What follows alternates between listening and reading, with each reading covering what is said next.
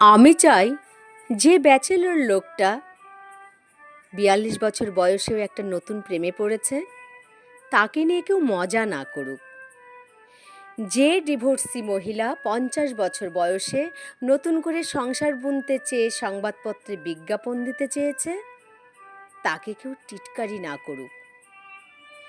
যে মেয়েটা নিজের পায়ে দাঁড়িয়ে তারপরেই বিয়ে করবে ভেবে ৩৪ বছর পার করে ফেলেছে তাকে তারই বাড়ির লোক রোজ বিয়েটা আর কবে করবি, নাকি সারা জীবন বাপের বাড়িতেই পড়ে থাকবি, এটা না বলুক।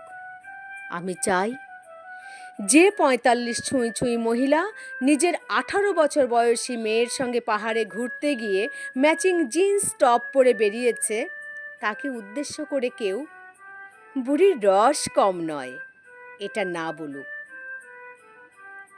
যে ছেলেটা ৩২ বছর বয়সেও চাকরি না করে বাড়িতে বসে ছবি আঁকে কিংবা লেখে কিংবা গান করে সময় কাটায় তাকে কেউ বেকার না বলুক।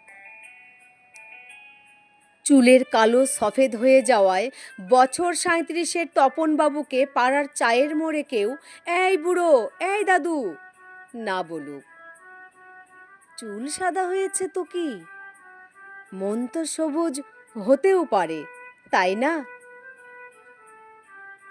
আমি চাই ৫৮ বছর পার করার পরেও যে লোকটা নতুন নতুন স্বপ্ন দেখে রোজ তাকে কেউ বুড়ো হয়ে মরতে চলল এখনো খুড়োর শখ কম নয়, এই কথাটা না বলুক।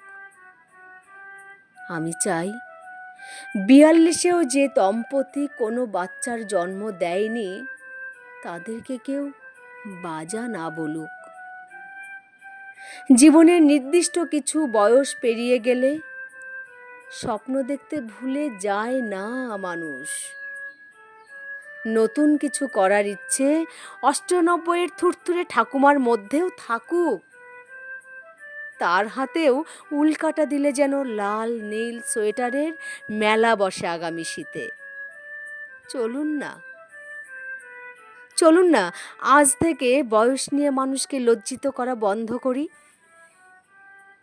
মানুষের বয়স বাড়ে, শরীর বুড়ো হয়, মন তো আর বুড়ো হয় না, না?